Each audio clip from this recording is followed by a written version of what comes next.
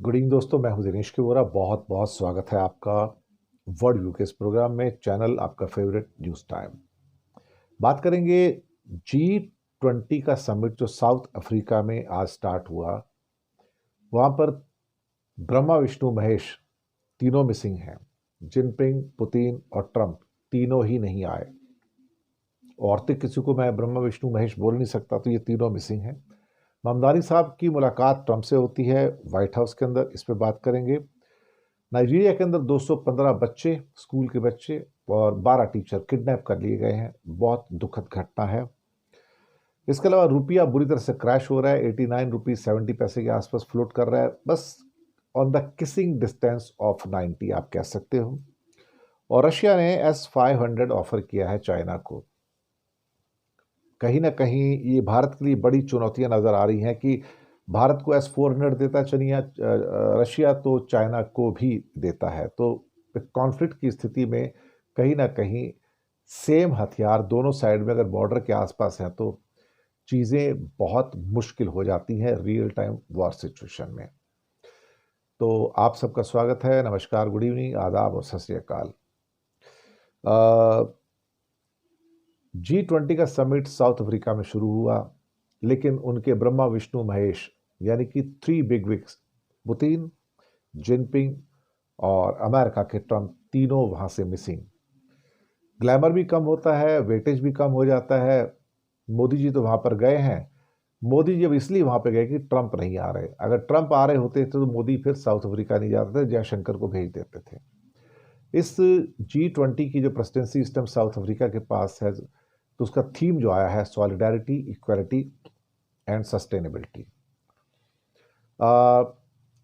Solidarity, we can create an inclusive future centered on people. Solidarity will allow us to develop our societies in a way that reflect our shared humanity. In our interconnected world, the challenges faced by one nation impacts all nations.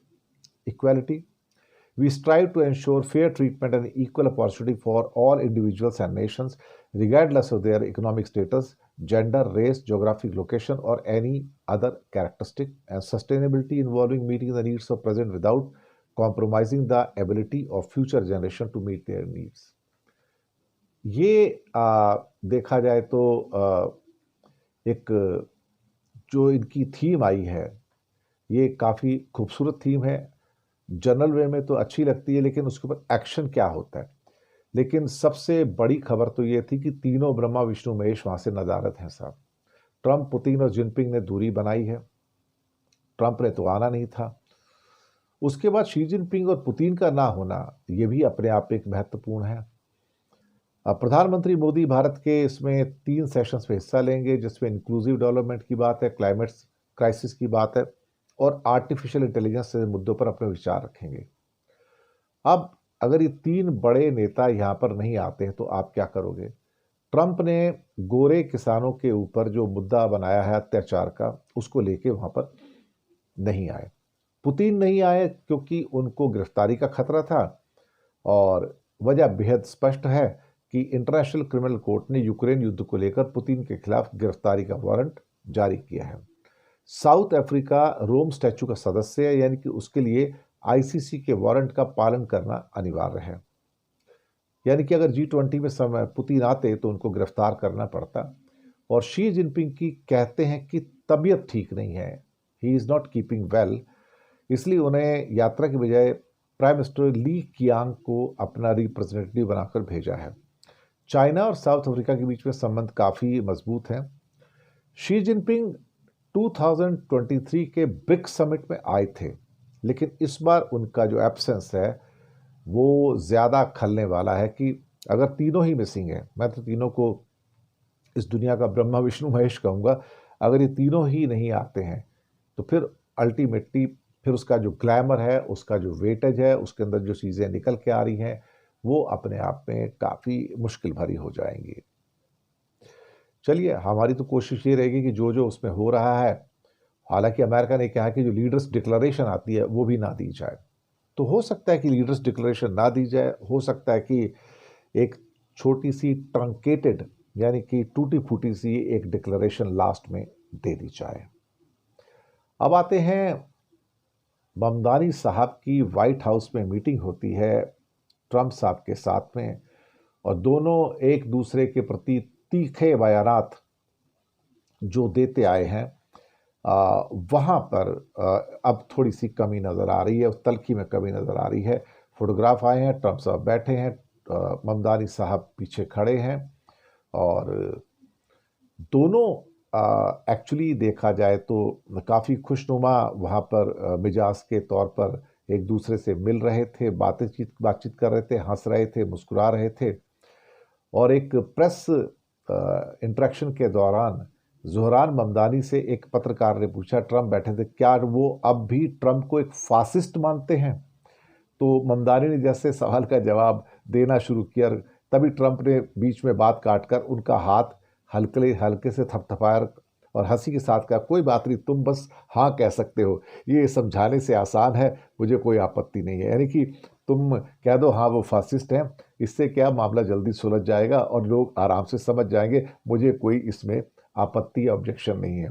तो एक हंसी खुशी का थोड़ा सा माहौल बन गया है। जिहादी के सवाल पर ट्रंप साहब क्या बोले, तो ट्रंप से सवाल किया गया कि आप अब भी मानते हैं कि ममदानी जो है जिहादी हैं? तो ट्रंप ने इस बातचीत को रोक दिया। तो क्या वो सच में मानते हैं कि आपकी बगल में खड़ा हुआ व्यक्ति जिहादी है? फिर ये क्वेश्चन आता है, बोलते नहीं नहीं, मैं ऐसा नहीं मानता हूँ, मैंने एक ऐसे व्यक्ति से मुलाकात की है जो बहुत समझदार है और बहुत लॉजिकल भी है। तो बड़ी तारीफ कर रहे थे। हाँ, प्रेस कॉन्फ्रेंस में और आपस में दोनों एक दूसरे की भरपूर तारीफ करते हुए नजर आए। हालांकि पहले तो चुनाव के दौरान तो बहुत आपस में तीखी चोट की थी उन्होंने। डोनाल्ड ट्रंप ने ममदानी को 100% कम्युनिस्ट कहा था, नट जॉब कहा था, और ममदानी खुद को डोनाल्ड ट्रंप का सबसे बैड ड्रीम कहकर पुकारते थे। लेकिन दोनों ने आज जो इंडिविजुअल जो तीखे बाण थे उससे बचते हुए न्यूयॉर्क के अंदर जो रहने की व्यवस्थाएं हैं, कि उनका बढ़ता हुआ किराया है, आम लोगों की जो हालात है उसको लेकर चर्चा की। तो ट्रंप ने भी पुराने जितने भी जो कंट्रोवर्सीज थी उसको दरकिनार किया, ममदानी ने भी दरकिनार किया, और ममदानी ने डिपोर्टेशन की भी मजाक बनाया था और उसको आलोचना भी की थी। तो अब दोनों एक दूसरे की तारीफ करते हुए नजर आ रहे हैं।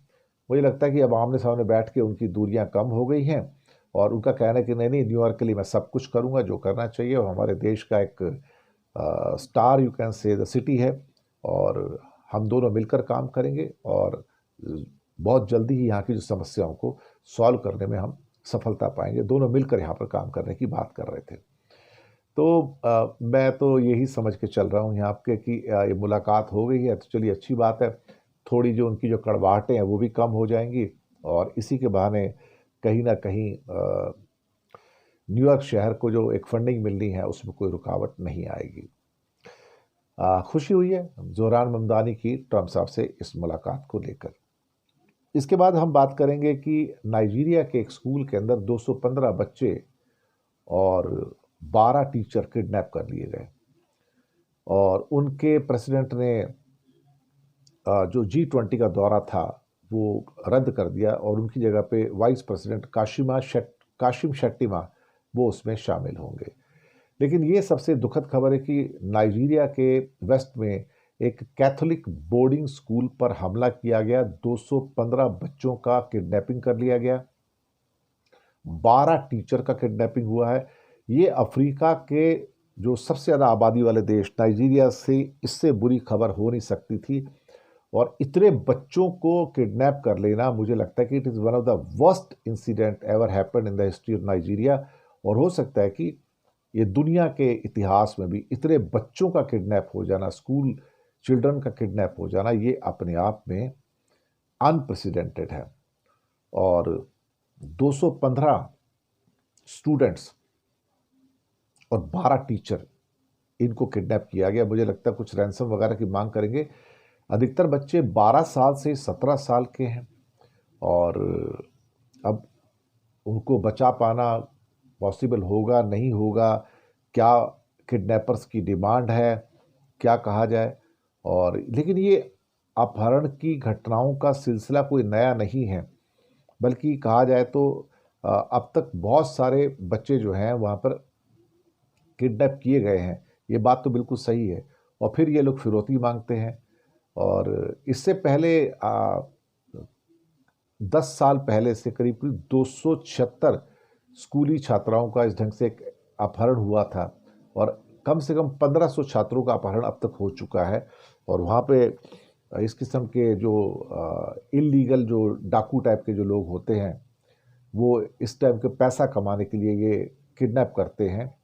और ये भी सुर्खियों में आया था कि डोनाल्ड ट्रंप ने नाइजीरिया पे निशाना साधते कहा था कि ईसाइयों को सताया जा रहा है, वहाँ पर क्रिश्चियंस को टॉर्चर किया जा रहा है। अब क्या कहा जाए, मुझे लगता है कि ये बहुत ही ज़्यादा एक टिपिकल सिचुएशन यहाँ पर निकल कर आई है, जहाँ पे इतने सारे बच्चों का किडनैपिंग हुआ और साथ में 12 टीचर का भी किडनैपिंग हुआ। हमें उम्मीद है कि वो बच जाएंगे और किसी को कोई नुकसान नहीं होगा, और नाइजीरिया की सरकार उनको छुड़ाने के लिए अपना सारी ताकत लगा देगी। इसके साथ आते हैं कि रूपी जो क्रैश हो रहा है लगातार, वो थमता हुआ नज़र नहीं आ रहा है। एक ही दिन के अंदर ₹1 से ज़्यादा की गिरावट 89 रुपीज़ 71 पैसा पे जाके लुढ़का। और मैंने पिछले हफ्ते ही एपिसोड करके बताया था कि इस समय रुपया बहुत कमज़ोर स्थिति में आ गया है। उसका एक बहुत बड़ा कारण मैंने बताया था कि आप जितने मर्जी भारत के अंदर मैनिपुलेशन कर लो, जीडीपी के फिगर का मैनिपुलेशन कर लो, महंगाई के फिगर के मैनिपुलेशन कर लो, जीडीपी ग्रोथ का मैनिपुलेशन कर लो, ये जितने भी आंकड़े हैं इकॉनमी से संबंधित, उसमें मोदी जी यहाँ पर तो बहुत होशियार बनते हैं। लेकिन सवाल यहाँ पर ये पैदा होता है कि अल्टीमेटली जो रुपया अंतर्राष्ट्रीय बास्केट का एक सदस्य है, इंटरनेशनल बास्केट का एक मेंबर है, वो मोदी जी के अंडर में नहीं है। वो उसके लिए जो एक क्या कहते हैं कि मार्केट फोर्सेस हैं, वो उस चीज़ को तय करती हैं। अभी कभी कभी तो लोग कहते हैं भाई अगर रुपया ऑलमोस्ट 90 हो चुका है, किसिंग डिस्टेंस पे है, तो फिर इंडिया की इकॉनमी अगर इतनी मजबूत है और सब कुछ बहुत बढ़िया है, तो फिर ये आखिरकार ये कमज़ोर क्यों हो रहा है। देखिए उसके पीछे एक बहुत सारे कारण थे जो मैंने पिछले हफ्ते भी बताए थे। सबसे पहले तो वहाँ पर क्या हो रहा है कि जो हमारे एक्सपोर्ट इंपोर्ट के डेटा है वो बहुत कमज़ोर आ रहे हैं, ये सबको पता है। और $42 बिलियन का ट्रेड गैप आया इस महीने में, अक्टूबर के महीने में। फॉरेन इंस्टीट्यूशनल इन्वेस्टर्स, उनको इंडिया की कमज़ोरियों को पता है और वो हिंदुस्तान छोड़ छोड़ के जा रहे हैं और हर महीने बेच बेच के जा रहे हैं। कच्चा तेल महंगा हुआ क्योंकि कल 21 नवंबर की डेट थी, तो ये वो डेट थी जिस दिन पूरा का पूरा रशियन तेल ना खरीदने का प्रतिबंध लग गया था, और यहाँ से इंडिया ने पूरा तेल खरीदना बंद कर दिया है। दूसरा, इंडिया की इकॉनमी इस समय ग्लोबल इंटीग्रेशन हो चुका है, और उसके जो समीकरण है वहाँ से निकलते हैं कि आप अब कम से कम ये जो डेटा है रुपए के कमज़ोर होने का, उसको आप संभाल नहीं सकते हैं। जापान की जो बॉन्ड यील्ड्स बढ़ी हैं उसकी वजह से जापान के वॉर्ड से पैसा निकलकर अमेरिका के वॉर्ड्स में जाना शुरू हुआ। उससे अमेरिका का डॉलर स्ट्रांग हुआ। जैसे ही अमेरिका का डॉलर स्ट्रांग हुआ, भारत का रुपया वीक हो गया और टूटता चला गया। दूसरा, गोल्ड का हमारा इंपोर्ट काफ़ी हुआ है। अब सवाल ही पैदा होता है कि इतना सब कुछ होने के बाद भी, जबकि इकॉनमी को बहुत रोबस्ट बताया जा रहा है, सब बहुत बढ़िया बताया जा रहा है, महंगाई को 0% दिखाया जा रहा है, तो फिर रुपया क्यों टूट रहा है। अल्टीमेटली कुछ ना कुछ चीज़ें ऐसी हैं जिनको छुपाया जाता है, सरकार जो लोगों के सामने नहीं लेके आती है। लेकिन सब पॉजिटिव पैरामीटर हो के सरकार के अनुसार से, उसके बावजूद भी यहाँ पर एक बात देखने में आई कि रुपया क्रैश कर रहा है। इसका मतलब हमारी अर्थव्यवस्था के अंदर दीमक लग चुका है, लेकिन शायद हमारी जनता उस दीमक को देखने को तैयार बिल्कुल भी नहीं है। रशिया ने भारत को S-500 ऑफर किया था, आपको याद होगा। इंडिया ना हाँ करता है ना करता है। इंडिया को Su-57 ऑफर किया, इंडिया ना हाँ करता है ना करता है। अमेरिका का खौफ इतना ज़्यादा है। अब उन्होंने Su-57 75 चेकमेट ऑफर किया, स्टेल्थ फाइटर, उसको भी इंडिया ना हाँ करता है ना करता है। लेकिन ये बात सबको पता है कि इंडिया को S-400 दिया था, इंडिया और S-400 लेना चाहता है, लेकिन S-400 के कई यूनिट चाइना के पास भी हैं, ऑलरेडी है, चाइना खरीद चुका है। अब रूस ने देख लिया कि इंडिया को S-500 नहीं चाहिए, तो उन्होंने चाइना को कल S-500 ऑफर कर दिया, और एक हाई लेवल मीटिंग थी। उन्होंने कहा कि हम आपको S-500 देने को तैयार हैं। अगर S-400 के साथ S-500 भी चाइना को मिल जाता है, तो वो तो उसकी तुरंत रिवर्स इंजीनियरिंग कर लेगा, और रिवर्स इंजीनियरिंग करके अपना जो उनके HQ-20 सिस्टम जो आए हैं, वो उससे और एडवांस सिस्टम बना पाएगा। एक बात तो बिल्कुल पक्की है कि अगर HQ9, HQ16 और HQ20 सिस्टम बहुत अच्छे हैं, तो फिर चाइना S400 और S500 क्यों ले रहा है?